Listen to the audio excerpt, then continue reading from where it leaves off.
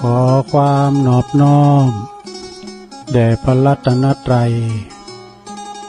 อันมีพระพุทธพระธรรมพระสงฆ์เป็นสรณะที่พึ่งกราบแนบไต่ไหวสาถวายความเคารพมายังครูบาอาจารย์พระมหาเถรานุเถระท่านเจ้าคณะพระสังฆาธิการพระภิกษุสามเณรเจ้าจุโตนจุองค์ทุกวัดวาอารามเจริญพรมายังบรรดาพ่อแม่พี่น้อง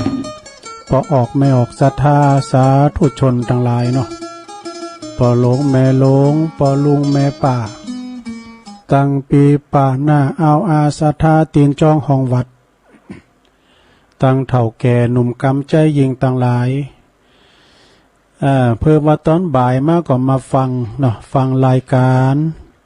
สารธรรมยามแรงซึ่งวันนี้ก็ดำเนินรายการโดยตนโตแห่งอาตมาภาพเก่ากับผมตุลุงนันชัยวัฒนาคเสโนวัดพัฒนาดอยน้อยตำบลดอยหล่ออำเภอดอยหล่อจังหวัดเชียงใหม่ก็มาปะกันในวันอังคารนะตอนบ่าย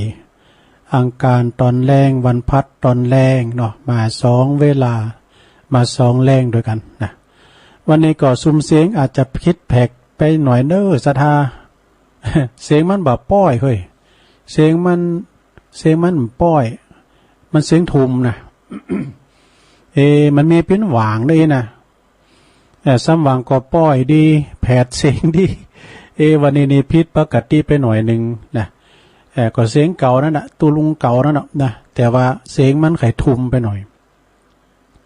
ก็บ่ได้เปลี่ยนวัดเปลี่ยนอ่านบ่ได้เจ็บคอมอย่างสักอย่างนะเสียงมันมาอย่างอี้หูว่ามันเป็นอย่างใดกินน้ำอุ่นน้ำห่อนเข้าไปเนาะแล้วก็เสียงมันก็ยังดีอยู่แต่มันเจ็บคออย่างนี้แหละนะก็ถ้าได้ประคับประคองรายการนะจนจบรายการ2 ชั่วโมงนี่นะวันนี้ก็มาปบมาปะกันตรงกับวันการที่13วันนี้แล้วกันเนาะกรกฎาคม64วันนี้ มาปะกันวันนี้ก่อนที่จะได้มาเอิ่นตั้งหลายต่างๆก็จะมาเอ่ยทางวิทยุกันเนอ6 สถานีโดยกันเนอ ซึ่งก็สถานีวิทยุในเครือข่ายที่เพิ่นรับสัญญาณรายการธรรมะช่วงเวลา 15 นาฬิกาถึง 17 นาฬิกาอันมีโดยสถานีวิทยุคลื่นธรรมะของชุมชนวัดห้วยตองซักตำบลขวงเปาอำเภอจอมทองโดยหลวงพ่อพระครูวาปีวรมานิตท่านอาจารย์ชวาลิชัยวังโสFM 98.75 เมกะเฮิรตซ์เนอะก็ลิงก์สัญญาณไปปิ้นตีเรียบร้อยได้ฟังธรรมจากครูบาอินทรไปตุลุงเปิดพระธรรมเตงวันมาดู ครูบาอินทรเป็นเตธรรมมหาจารย์เวสสันดรจาดกเนาะสถานีที่2ก็สถานีวิทยุของคณะสงฆ์อำเภอฝางเนอะตั้งอยู่ที่วัดพระบาทอุดมน้ำบ่อสาวาสำนักวิปัสสนาโดยเมตตาบารมีธรรมหลวงพ่อพระครูสุจิตานุรักษ์หลวงพ่อใหญ่เฮาเนาะเจ้าคณะอำเภอฝางมอบหมายให้ตั้งพระอาจารย์จำเริญโชติธรรมโมท่านพระอาจารย์อมรเทพอุปสันโต FM 100.25 เมกะเฮิรตซ์เนอะ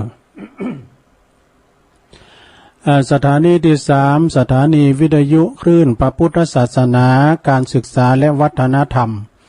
วัดฝายหินเนอ FM 104.50 เมกะเฮิรตซ์โดยเมตตาบารมีธรรมอาจารย์ท่านพระครูสมุวิสุวัฒน์วรกิจโจสถานีนี้เป็นมีพิเศษนะญาติโยมทั้งหลายเป็นมีFacebook นี่เวลาเราได้ฟังเมื่อคำยำเจ้าก็ดีเนี่ยก็ดีเปิ้นจะมีการฟังย้อนยุคนะย้อนหลังฟังย้อนหลังได้นะจาก Facebook ของวัดไฟหินเฮาแล้วก็สถานีวิทยุมนต์เสียงธรรม มนต์เสียงธรรมนี้ตั้งอยู่ที่วัดบุพารามตำบลช่างเครื่องอำเภอแม่แจ่มเด้อซึ่งก่อโดยเมตตาบารมีธรรมหลวงพ่อพระครูมงคลวิสิทธิ์หลวงพ่อใหญ่เฮาเจ้าคณะอำเภอแม่แจ่มแล้วก็เปิ้นมอบหมายให้กับท่านพระปลัดอุทัยเนอะถึง2อุทัยเชื่อมสัญญาณไป FM 106.2 เมกะเฮิรตซ์เนอะสถานีวิทยุชุมชนคนนาน้อยจังหวัดน่านนี่ไกลเนอะจังหวัดน่านพุ่นนะ FM 91.50 เมกะเฮิรตซ์ก็พี่น้องเมืองน่านบึดก็โทรมาเนอะบึดนะแล้วก็สถานีสุดท้ายสถานีที่6ก็บ้านทุ่งเรดิโออันนี้ก็ตั้งอยู่ที่บ้านป่าซักตำบลบ้านกลางอำเภอสันป่าตอง FM 89.50 เมกะเฮิรตซ์โดยของปดมพุทธวงศ์เนอะเปิ้นถวายเวลามา1 ชั่วโมงโดยกันเนอะก่อนที่จะจบรายการ1 ชั่วโมงก็จะต้องพักเบรกแล้วก็ขอบคุณคืนปดมนะคืนปดมก่อนอันนั้นก็สราญาโยมอันนี้ก็เปิ้นมีบุญต่อโสตประสาทหูเฮาตันทั้งหลายที่เฮาได้ฟังก็เพราะว่าสถานีเปิ้นเนาะเปิ้นได้มอบหมายถวายเวลาให้กับครูบาอาจารย์นะที่เปิ้นมาออกรายการบ่ว่ายามเจ้ายามบ่ายยามค่ำคืนนะฟังกันได้ตลอดในรายการแต่ละรายการธรรมะนะครูบาอาจารย์เปิ้นก็จะได้มาออกรายการเนาะเผยแผ่สัจธรรมคำสอนถึงบ้านถึงจองของพ่อแม่พี่น้องเพราะว่าช่วงนี้ก็หอมได้ไปไหนกันนะพอหลวงแม่หลวงเขาก็อยู่กับหอกับเฮิรนกับบ้านกับจองเนาะไปไหนมาไหนก็ยากลำบากซะท่าเอ้ยอยู่กับบ้านกับจองเอาน้ำทำคำสอนเอาวิทยุปิ้นกูปิ้นคีมไปเนาะปิ้นกูปิ้นคีมกันไปครูบาอาจารย์ก็มากันตากหลากหลายตีหลายวัดหลายว่าเนาะว่าวัดตังละปูนเจียงใหม่โพดไปตังลำปางแล้วก็เวงป่าเป่าดูเพิ่นจะมาออกรายการนะเมื่อคำยามคืนโดยเมื่อเจ้าเมื่อจีกังวีกังว่านก็ฟังกันไปวันนี้ก็ตุลุงก็น้อมนำเอาพระธรรมเทศนาเด้อมรดกธรรมทำปื้นบ้านล้านหน้าปื้นบ้านปื้นเมืองของเฮาเนาะในธรรมมีชื่อว่าหงสองโหเนอะศรัทธาญาติโยมทั้งหลายของตุอุ้ยหลวงพ่อบุญปันอาจารย์สมเพชรปัญญาโนเปิ้นมอบหมายถวายธรรมมาหือศรัทธาได้ฟังกันนะหงสองโหนี่มันกูแฝดศรัทธาญาติโยมแต่มันติดกันมันติดกันเหมือนละอ่อนแฝดเนี่ยกะศรัทธาเนาะต้องมันติดกันแข้งขามือเหมือนกันมีเหมือนกันแต่ว่าต้องมันติดกันนะเปิ้นว่าแฝดสยามเดี๋ยวนี้เปิ้นแยกได้ดูนะวงการแพทย์เปิ้นเอาแยกได้แต่ก่ออันหงสองโหนี่นะอันนี้เพราะว่าแยกกันได้เหมือนกันแต่ว่าแยกเพราะว่าแตกสามัคคีเนอะอันนี้นะแยกพอแตกสามัคคี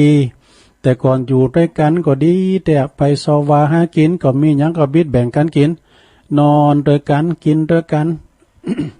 เป็นอันหนึ่งอันเดียวกันแล้วก็พอดีมีคุณมาสอลุมปากคุณเนมแจ่มห้านดีนะเนาะเปิ้นฮักกันก็ได้เปิ้นจังกันก็ได้เกิดสงครามก็ได้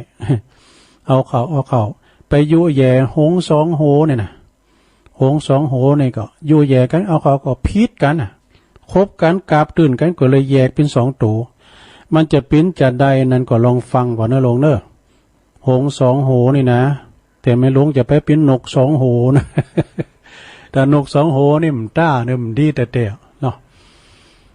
นก2โหนี่ไปอยู่คู่หนึ่งก็ว่าดีไปอยู่คู่หนึ่งก็ว่าดีการเปิ้นเราควันคู่หนึ่งก็ว่าเราควันด้วยเปิ้นมีจุดยืนของตัวเองนะนก2โหนี่เปิ้นขบกันนะเปิ้นกินใจกันเลยอันนี้หง2โหจะปิ้นจะได้ตุลุงเจ็ดตีเนี่ยฟังณโอกาสบัดนี้เนอศรัทธาเนอ นะโมตัสสะภะคะวะโตอะระหะโตสัมมาสัมพุทธัสสะอิ มังธรรมเตสานังสัทธาเจตวันเนวิหัลลันโตอัลลัมภกเตสิสัทธา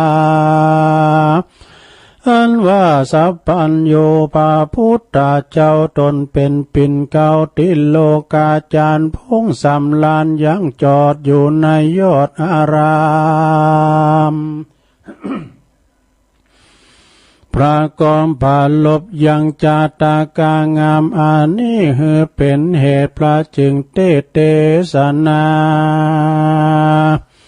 ยังคาถาอันนี้ดังจากกล่าวจี้ขยะจี้ยาวไปบัดนี้แหละนา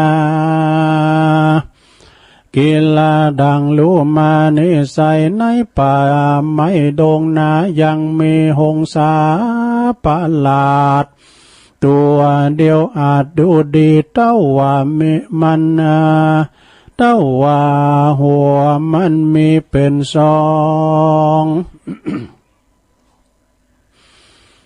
เขาว่าปองดองจื้นสู่ใจลิงลูปิยาอันว่าอันใดมาเกิดร่วมกันเอาว่ากำเนิดเดียวกันแม้นว่าจักพันล่าสอดตามในป่าดงดำก็ไข่กำเก่าถอยด้วยกำอ่อนอ้อยวอนใหญ่จากกันไปจองอูแม่นจ้องกองดีสามัคคีกันบ่ขาดบ่ประมาทวันยามต่างมีใจงามเหลือและมีแต่แผ่บุญมีแต่แผ่ปันกันกินสุขคืนวันค่ำเจ้าใน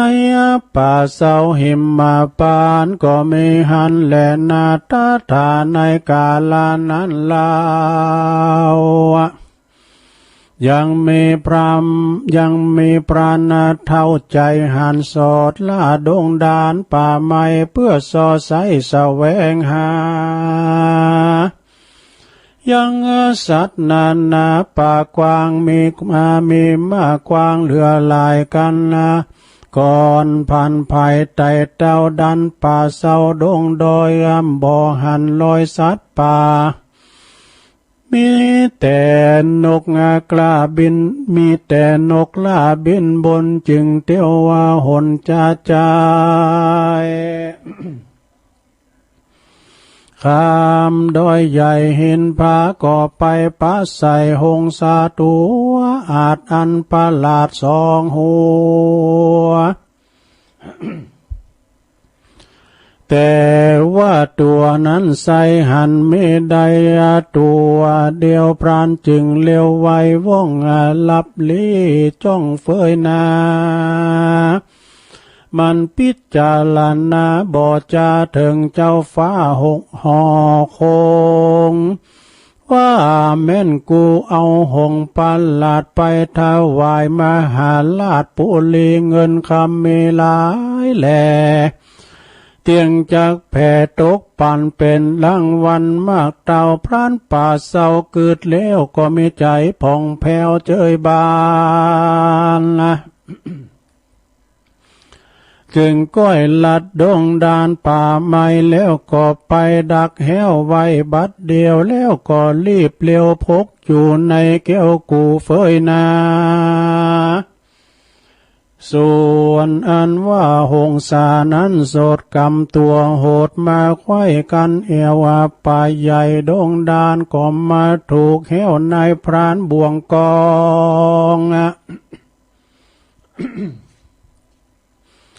มันก็ร้องลำมันก็ล่ำร้องเรือหลายด่าจักตายความนาส่วนอันว่าพรานบาป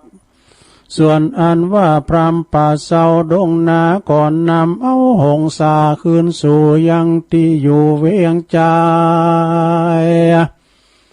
รีบเร็วไปบ่จะถวายเจ้าฟ้าหอจันก็มีหันและนานเมื่อนานอันว่าตนเต้าเจ้าปุลี ก็ฮือเตวีเตรียมบาทเอาหงปันหลาดเลี้ยงไว้นางหน้าไทยบุญนาก็เอาหงสาดงอาลามมีคนงามว่าว่องคืนสู่ห้องหอคำหงดงดำมาตั้งกู้เสียงส่งเสียงร้องอยู่อ่อนอ้อยเป็นที่ไฟห้อยปิยาดังมาพิจารณาคำเจ้าว่าหงนี้เล่าประหลาดหากว่าตัวมันขาดกันได้จักมีหงไว้สองตัวจักงาสมใจจักงาสมใจปองไฟห้อยนางยอดซอยกึดแล้ว ใจพองแผ้วเจยบานจึงนางจึงขานบอกเล่าว่าเฮือผัวเจ้าตำเมเจ้าปุลีติลาจึงเรียกอามาตย์มาหาแล้วก็ไขจากล่าวจีรู้ที่ตามลายว่านางว่าคนยิ่งใจมวลหมู่ภัยมีภัยอย่าอยู่ซับเสียวนกตัวเดียวนิสัยแยกกันได้ดีลีเป็นสองตัวเมดูอาจบ่มันขาดใจตายเงินคำลายเหลือแหลจักยื่นแผ่ตกปันเป็นรางวัลบ่จาอามัดกล้าเตรียมใจก็จะไขโอกาสว่าคาแด่มหาราชเป็นเจ้ากรรมอันกรรมบอกเล่าขี่ยาข้านี่นาอาสาอ่านกันว่าจะเมียนขาดก็นำเอาหงประหลาดคืนสู่ยังที่อยู่แห่งตนก็มีวันนั้นแหละนาตาโตปัฏฐายาทัดลำดับทัดแต่นั้นไปนา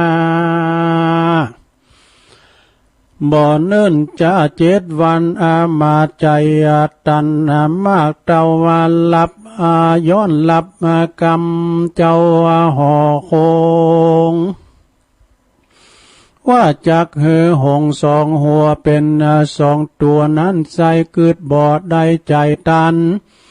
หากจักฟันผ่าแย่กันหงแตกตายไปเต้าห่อใจหยดโยดเตียงเอาโต้เถิงตายอามาดกึดไหลค่ำเจ้ายินโศกเศร้ามองผ่านก็บ่กินอาหารข้าวน้ำยามนอนซ้ำกึดลอดดาจากมวยมอดหมอละนากึดไปกึดมาลอดไข่ถึงกำแต่ไทยเดิมอ่อนละ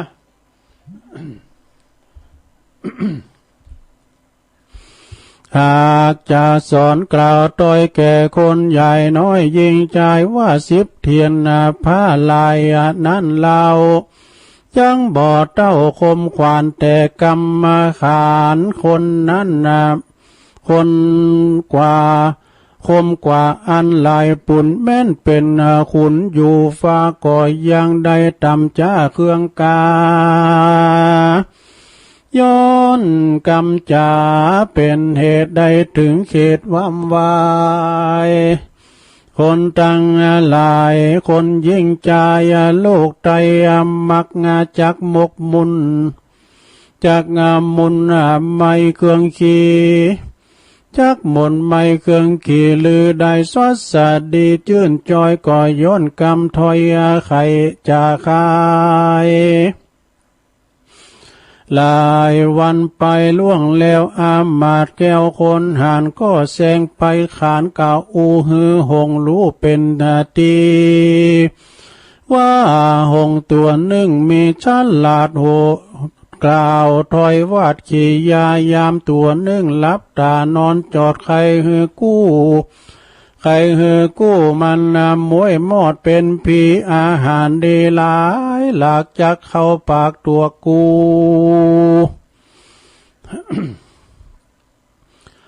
ว บ่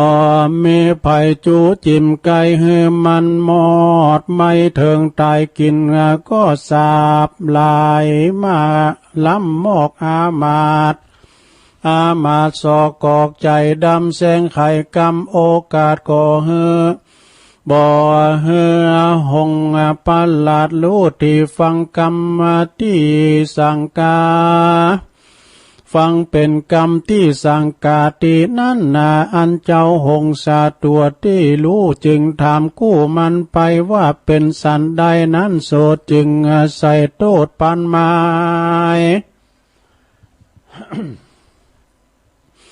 ว่าใครฮือคาตายความนากลิ่นของข้าก็ว่าเม่นสั่งเครื่องเข็นดังอีสัปปาลีไปมาคานี่นาเครื่องขี่กำบ่อดีแปลงใส่กำบ่อใหญ่แปลงเอาสั่งกวางเมาปั่นบาเหือตัวคาใครฮือตัวคาเป็นพีหงดงลีตังกู้เกยได้อยู่ร่วมกันมีแต่ปันนามีแต่ปัญโยยื่นด้วยใจชื่นเจยบานยินกรรมขานสนสอบ่กึดต่อยาวไปบ่สืบสาวหาเก้าวฟังกรรมสุยเป้าปูอามาตก็เป็นอาฆาตกันไปต่างก็อาไขกรรมกายหยาปากก็กาบตื้นกันไปมาเสียงเนืองนั้นมีกองดังไปถึงห้องแดนไก่หงดงไพรนั้นใสก็มาแยกจากกันได้เป็นสองเกยร่วมมาปองละคอดเกยนอนกอดแอมกันเกยนอนกอดแอมข้างก็มาห่างล้างไกลกาเลยได้โศกาตามกอยมีบ่อน้อยหลายประการที่นั้นอามาตย์หานใจหยาบก็บ่กลัวบาปติดตัวกันว่าหงสองตัวกันว่าหงสองหัวบาปใบแยกกันออกได้ดังใจก็นำไปบ่จาตาวายาเจ้าฟ้าปุลีก็มีหันแหละนาเมื่อนั้นกันว่าพระยาได้หงดังประสงค์ไว้แล้วว่าก็ถามอามาตย์แก้วเตรียมใจว่าเจ้าเยสันใดนั้นใส่จึงแยกกันได้ดีงามนะเอาว่าขวัญจำผ่าออกหรือเอาหอกลงแตงหรือว่าเอาไฟแดงเขาสวาดหรือว่าเอามีดปาดกลางตัวหงสองหัวนั้นใส่จึงแยกกันได้ดีลีหรือว่าเจ้ามีมนต์สวาสาตาหรือว่าเจ้ามีมนต์เวสสาตาเพศกาถาจุงใครจะบอกกล่าวเฮรู้ข่าวบัดเดียวอามาตย์เลียวกลมเกาไขบอกเล่าขี่ยาแต่เก้ามาสุดปลายด้วยปริยายหลายแหล่บ่เว้นแว่บทใดเต้าห่อใจยศอาจฟังอามาตย์ไขปานมีใจหวันต่ำก้อยจึงกล่าวถ้อยขี่ยาว่าอาโหวาตาโอยานอหงเนนาก่อนกีอันว่าหงเนนาก่อนกีลักกันเปียงอีดังใจยินกำไขต้านกาวาสนสอข่าวมุสาก็เมโกธาโคดไมโตสายใหญ่นานนำโมหะดำมืดเศร้าฟังกรรมเล่าอันน้อยใจจึงได้ต่ำก้อยเครื่องขีอยู่กันดีค่ำเจ้าสุขเตียงเต้าคืนวันก็มาแตกมั่งกันเจียนจากกาลาพระกันไปอุปมาเพียบไว้ดังคนโลกไตยิ่งใจมีหลวงหลายใหญ่น้อยเคยอยู่ชื่นจ้อยเจยบาน สุขสำลานคำเจ้าได้ยินกำเล่าสนสอเมใจหม้อด่วนสันก็มาเกิดดันมาบ่ได้เกิดดันพิจารณาก็เมโกทาคิวโคดกล่าวหาโทษกันไปเลยพิจัยโคดกาจะแจ้งดาตอตำมาต่างไข่กำนาจ้าถอยเลยได้ตำก้อยเครื่องขี้บ่เป็นดีสักหยาดปาหือขาดพี่น้องมิตรเกี่ยวป้องสาหายคำย้อนว่ากรรมมาถอยลาย้อนว่ากรรมมาจ้าถอยสนสอถอยนาเกยอยู่เกหาร่วมข้างก่อมาห่างล่างนี้ไกลเกยไปในร่วมซ้อนละดังแต่ก่อนเด็กดังตั้งแต่ก่อนเด็กขาลักกันมาจองดังพี่น้องปงปันเคยลักกันนักสดยังคิ้วโคดโกธาย้อนว่ากรรมจะเป็นเหตุใดถึงเขตว่ำไวโบราณหมายแต่ก่อนเจ้นปู่มอนใครจะขายว่าลมใดในโลกลาจักแรงกว่าลมปากหันจักยากเหลือใจหวานอันใดในโลกจักเพียบใดกรรมจาและนาตาสมาเหตุนั้นใส่คนโลกไตยิ่งใจ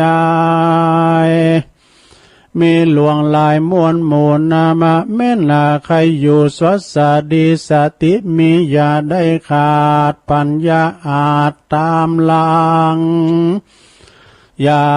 ฟังกรรมเก่าอันเป็นข่าวหัวหางกรรมเล่าว่ากลางเหนือใจแม่นฟังใดเป็นแก่นอย่าได้เล่นตัวเขาจงฟังเอาไว้หัวพิจารณาดูที่แจ้งก็อย่าฟังแทงไปลางกรรมใดดีฟังเอาไว้กรรมใดบ่ดีก็เอานี่ไกแม่นว่ามีภัยกล่าวถอยกรรมอ่อนอ้อยวอนจะวันอย่าใจอย่าบันลิงลู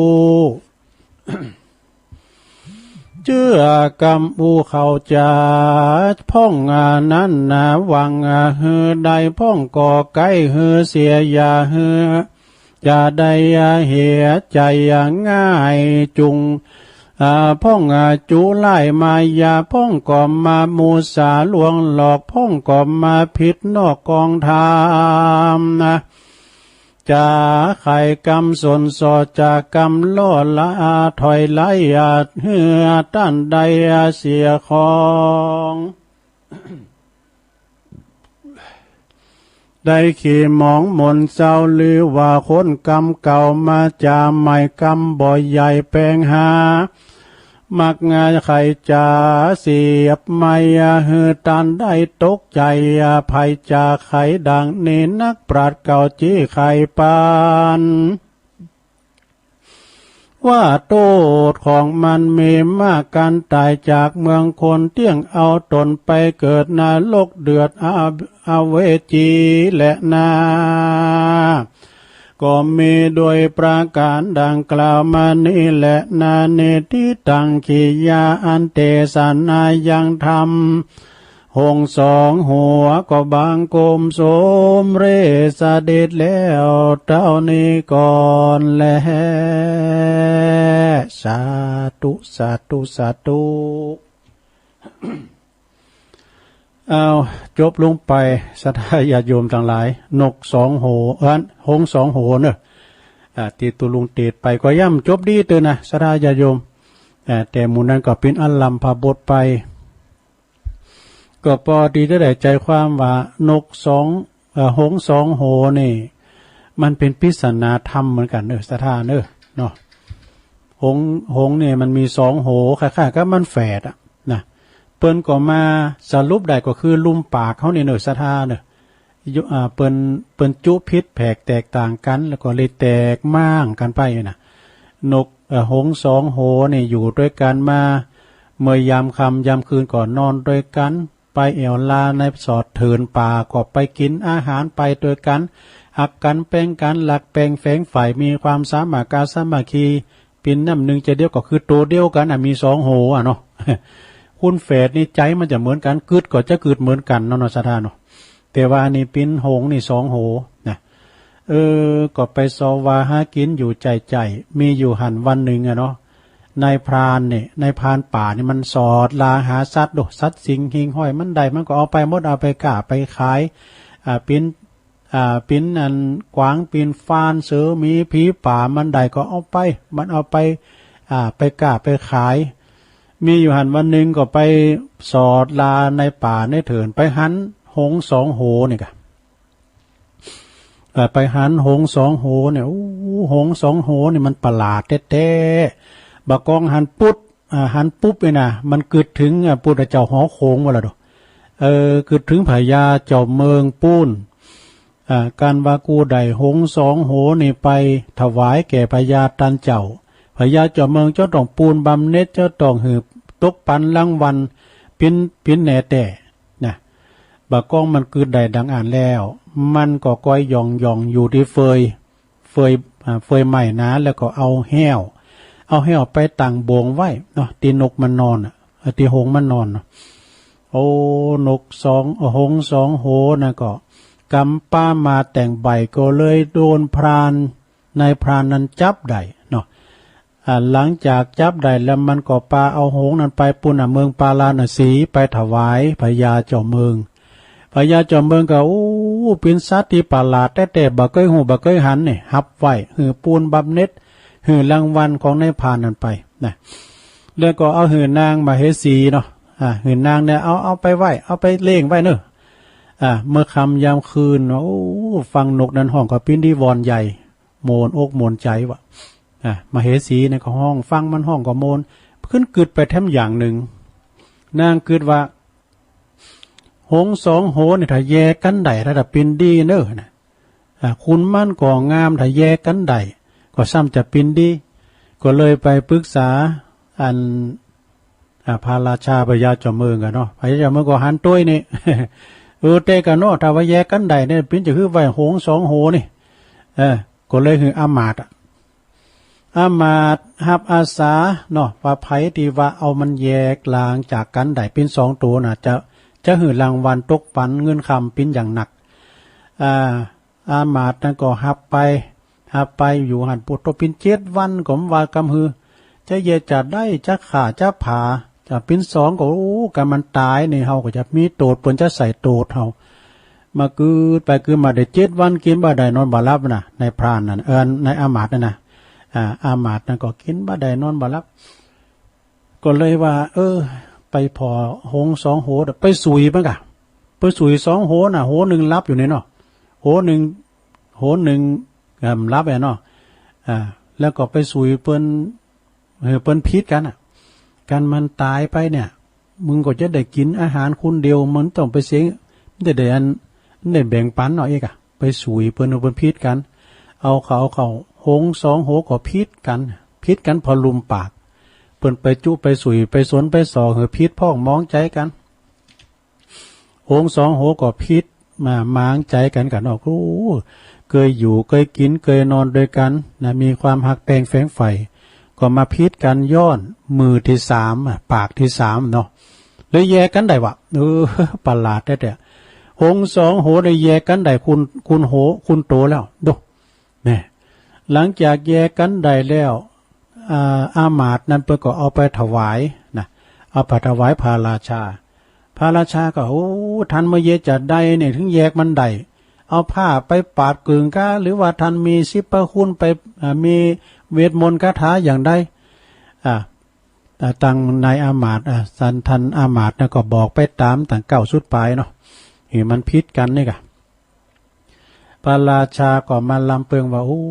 คุณเฮาแม่แต่หงสองโหเนี่ยโดยลุมปากที่เปิ้นจุเปิ้นสุยเปิ้นนั้นมายุแยงยุหือพิษกันก็ทำให้แยกกันได้เปิ้นก็อารัมภบทตอนนั้นก็พระราชาก็อารัมภบทแปลถึงงานลุมปากคุณเฮานี่กะ ลุ่มปากของคุณเฮานี่แผ่วเบ้านะทำเหมือนเปิ้นหักกันได้ทำเหมือนเปิ้นแตกมั่งคือเปิ้นผาจานกันได้เนาะทำเหมือนเกิดสงครามได้เนี่ย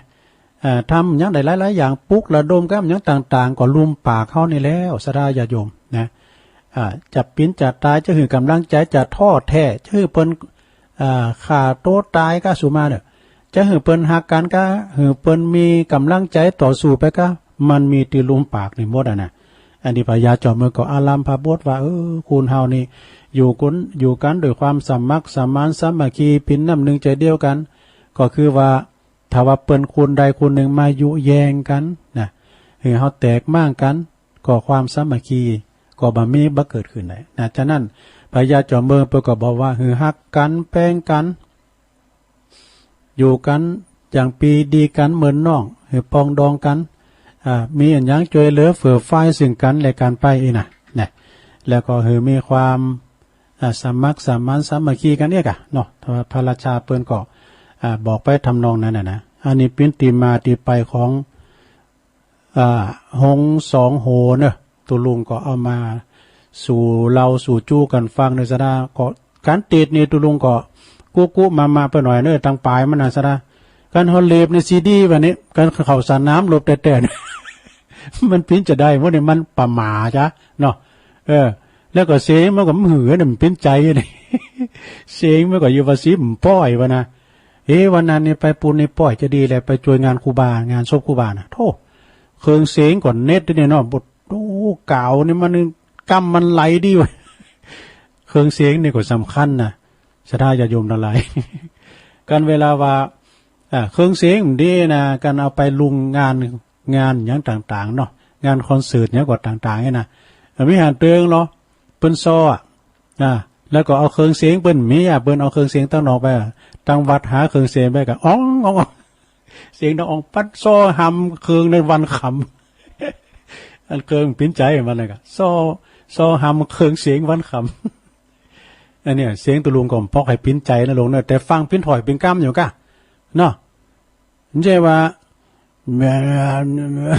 นั่นไอ้หรอกเสียงพิ้นถอยเป็นก้าเป็นน้อยลงเนาะฉะนั้นก็วันนี้ตุลุงก็ได้มาบริหารเวลาแล้วก็สักคำเดียวในการว่าชั่วโมงที่สองนี่จะมาเล่าเรื่องนิทานโดยนี่กะนะแล้วก็เคล็ดทำเล็กๆน้อยๆโดยมาเล่าสู่จู้กันฟังนะสดาญาโยมเตาตีได้กะได้เกมไว้เนาะเอาอันนี้ให้หน่อยนึงเกินเนื้อศรัทธาญาติโยมทั้งหลายนะเวลาก็ยังมีเปิดละเวลาตุลุงนี่นะตุลุงก็จะมาผลกรรมจัดเลี้ยวจัดนี่แหมกรรมนี่กันเนอะเหตุใดจัดนี่เฮาถึงเกิดมีจัดนี่เฮาถึงมีสมองปราดเปรื่องแล้วก็เลิงปัญญาเนี่ยมีความโหมีความรักมีความฉลาดถ้าว่าเปิ้นอู่เนี่ยอธิบายนิดๆหน่อยๆก็หัวนะมีสมองดีปราดเปรื่องเลิงปัญญาปิ้นว่าจัดแล้วนี่จัดก่อนนะเฮาได้ศึกษาทำภาวนาสวดมนต์นี่มันว่าเรากรรมกันนะ เอามันจบไปเนาะคือแต่ปางก่อนเด้อแต่ปางก่อนหากว่าผู้ใดหมั่นเพียรศึกษาพระสูตรธรรมคัมภีร์ต่างๆเนาะจะว่าเปิ้นสวดมนต์ก็ถึงวันเนี่ยอาจารย์พระครูเปิ้นเปิดเนาะเปิ้นสวดธรรมจักรกับวัตนสูตรนะบางพองก็ได้กำปากนะอดโตไปว่าอย่างละอ่อนนะเนาะลูกศิษย์ของอาจารย์มหาเสาแก้วเนี่ยเปิ้นได้กำปากบ่ได้เปิ้นสวดมนต์น่ะสวดธรรมจักรคุณใหญ่เฮาก็เหมือนกันเด้อนะอย่างงั้นแม่เอื้องไพรเขาเนี่ยแม่ไซทองเขาก้าเนี่ยนะเพิ่นได้กำปากมันต้องดูหนังสือนะตังปุณณนากัลยาณิวัฒนาปีนันตุลุงไปเปิ้นจัดบูธของอบต.ที่วัดพระสิงห์ไปแอวพอเปิ้นโหอันนั้นเป็นน้องเปิ้นเป็นปะกยอนะสวดแม่ยิงปอใจน่ะเป็นนักเรียนเนาะนักศึกษาม.1 ม.2 นี่กันเนาะเปิ้นนำมาสวดยืนแถวกันไปสวดดั้งโมนบ่โท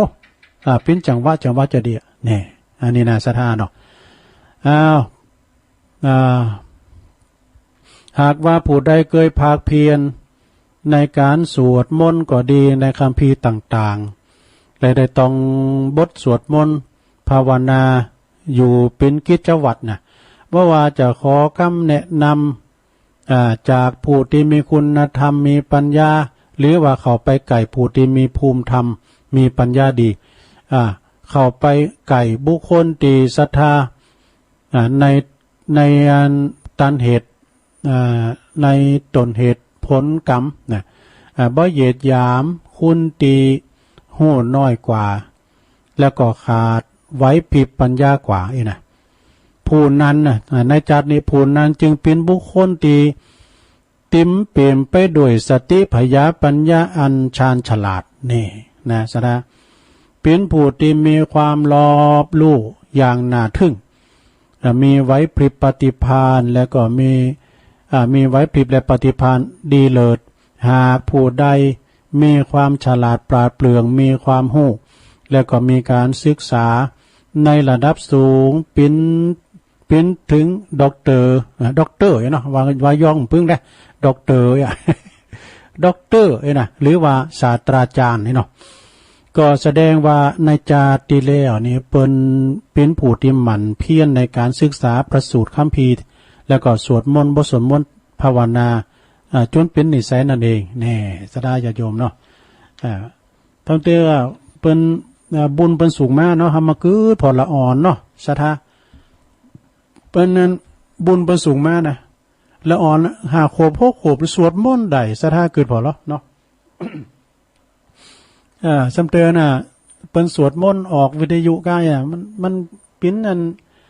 เป็นการที่ว่าบุญเก่าเป็นส่งเสริมนะเนาะเปิ้นเคยสวดมนต์มาละอ่อนแฮมดีนะ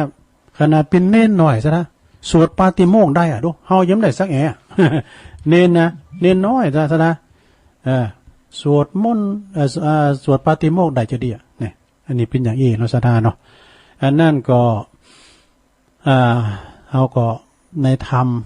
เจ้านี่ก็หักกันแป้งกันจะไปอยู่แยงกันนะหักกันแป้งกันโดยลุ่มปากของเฮาเนี่ย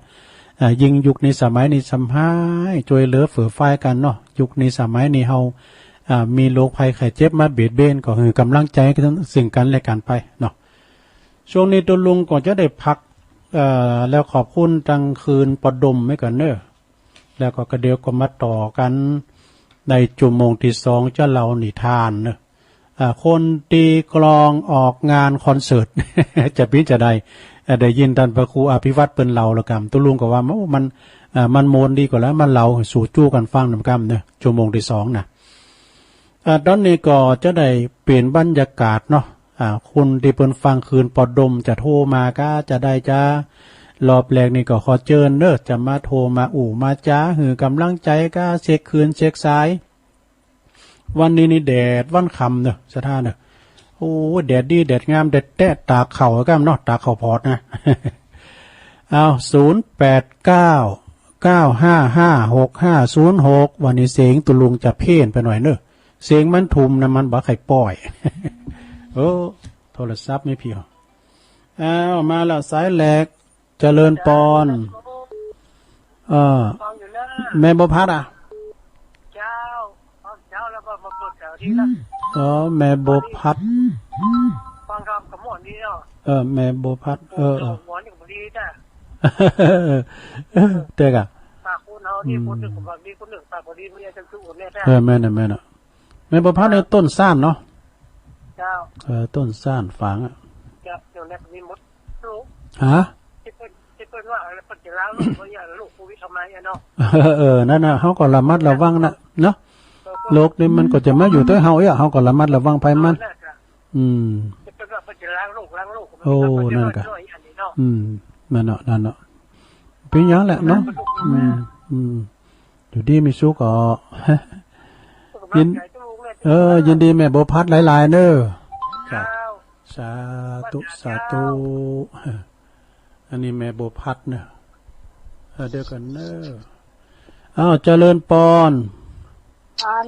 เจ้าแม่เล็งเสียงโยมพิสมัยเจ้าแม่แล้วปังสองหัวแม่เจ้าอันหงสองโหมจะหนุก2โหนะเนาะดอนตันแม่ริม ว่าเป็นนกว่าเป็นหงว่าเป็นโคนนะแม่เนาะได้สักคนนะได้สักอย่างนะต้องดีสักอย่างนะถูกต้องละเจ้า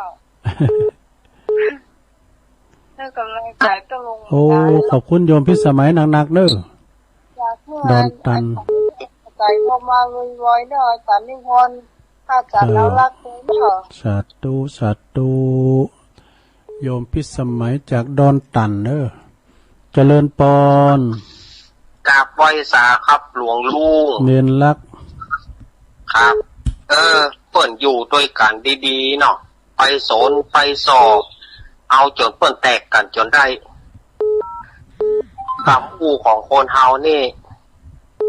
ช่างร้ายเหลือทนนะเนาะหลวงลุงเนาะถูกต้องเลยกราบถ้ามันเกิดสงครามก็ได้หรือเปิ้นฮักกันก็ได้เนาะออกมาแผ่วเบ้าได้ๆนะเปิ่นอยู่ด้วยกันมาแต่เกิด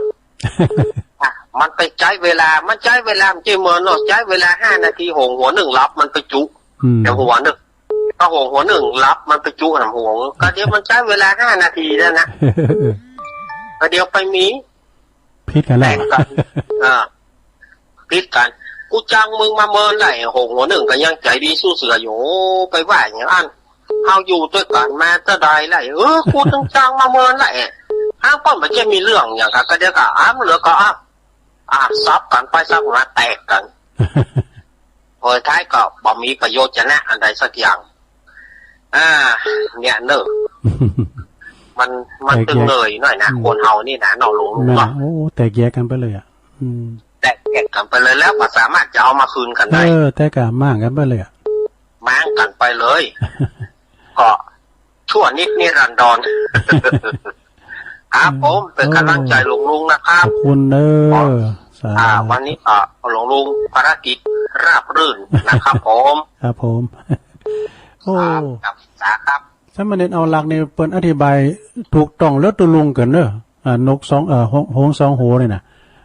ถูกต้องแล้วบึ้ดก็ถ้าฟังเปิ้นขึ้นบึ้ดนะ2 ทุ่มถึง4 ทุ่มเจริญเจ้าตัวลุงไม่ลงเจ้าโอ้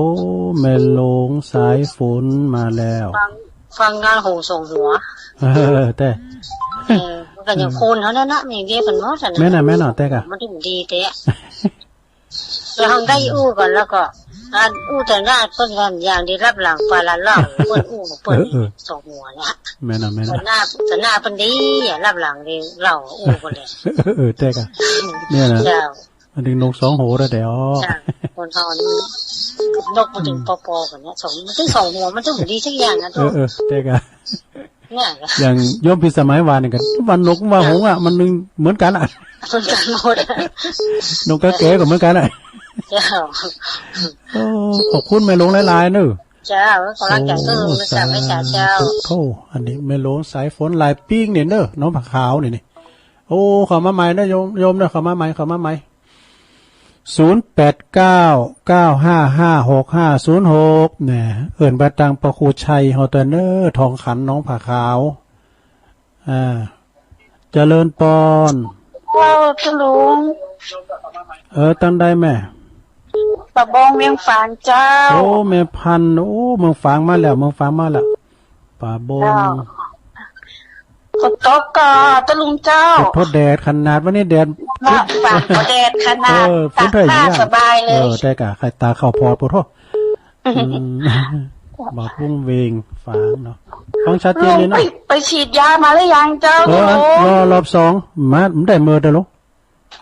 พี่เข็มแรกแล้วเนาะเจ้ายังก็เข็ม2ข้างเปิ้นก่อนพี่เข็มแรกข้างตะลุงกับเปิ้นกันนัดหน้าเนี่ยเจ้าฉีดเข็มแรกแล้วเนาะพอดีกะมันเป็นยังเข็ม2ยังไม่ฉีดได้เจ้าตัวลุงก็ว่าค่ะว่าฉีดตัวเปิ้นให้มันเต้นเปิ้นนะก็ขออันหมอฉีดอันผึกขวาเข็มนึงสิผึกขวาหรือใส่เข็มเนี่ยถึง2เลยยังได้จ้ะแต่ถามเปิ้นน่ะคือมันเต้นเด้อไม่แตกตัวลุงจ้ะขอบคุณแม่พันหลายๆเด้อเจ้ากลับไว้สาเจ้าตัวลุงฟังอยู่เด้อเป็นกำลังใจเจ้าก็ว่านะใครมันเต้น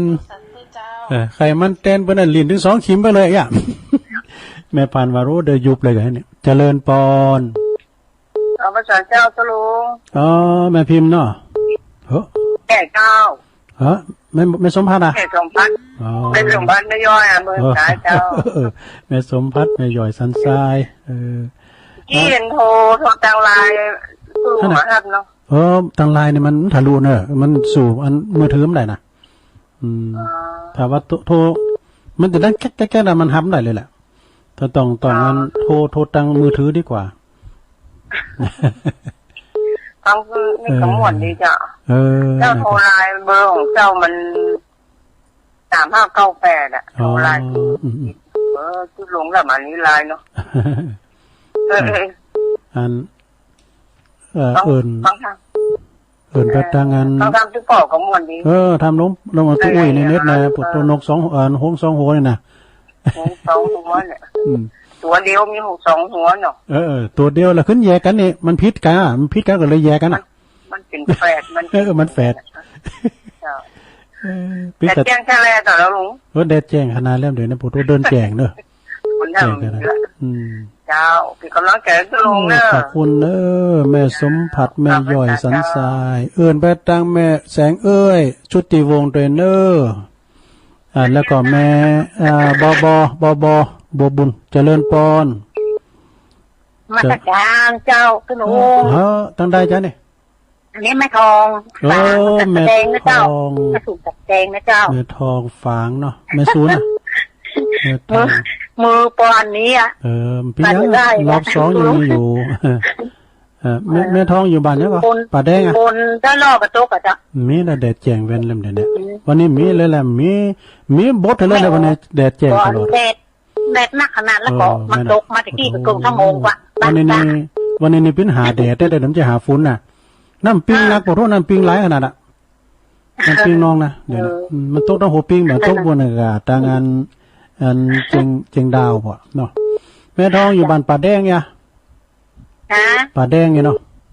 เจ้าป่าแดงไม่สูงนะป่าแดงไม่สูงเดี๋ยวกันสูงฟางเนาะฟางเจ้าฟางเอากับลองจ่อยเนอะกระดูกเนอะแม่ทองเนอะเจ้ากว่าจะได้ยินก่อนเนาะ7 วันบ่ได้ไปตัวลุงเจอแล้วบนกะว่ามันฮือได้ออกมันเมื่อเจ้าแล้วเนาะวันฮือมันเจ้าก็โทรเปล่านะโทรกับปฏิเปล่าเปิ้นโอกาสตัวลุง3เจ้าก่อนนะดูแล้วมันซองแรงอ่ะดูตัวลุงทำการบ้านอย่างนักเลยขึ้นด้วยกันเนอะตัวลุงสาธุโอ้จบเวลาแล้วเนี่ยเดี๋ยวทำสายนะเพิ่นมาแล้วเจริญปอนเราสาเจ้าตัวลุงโอ้แม่นางโอนเนาะจ้าแม่นางโอนเสียงตัวลุงภาษาจะดีเนาะอันน่ะมันเสียงแหบไปหน่อยนะแหบมันน่ะมันเสียงบ่ค่อยปล่อยแม่นางโอนร้องกองเข่าเนาะสันกำแพงตัวลุงนั่นน่ะสายจะตีจะเดียวมันน่ะเต็มมันสายมันสอนสายมันสอนกันเนาะก็เดี๋ยวก็อันมาฟังรอบ2เนอะแม่นางโอนเนอะประเด็นนี้มันจะเลยเวลาไปเนาะโอ้ขอบคุณเนอะสาธุตัวลุงขออันวังขอบคุณเนาะขอขอบคุณคืนประดมเนอะประดมพุทธวงศ์เนอะคืนบ้านทุ่งเรดิโอก็เดี๋ยวมาฟังกันรอบ2เนาะเดี๋ยวจะปันตาโทรหลายๆทั้งหน่อยนึงนะเจริญปอนกันเนอะ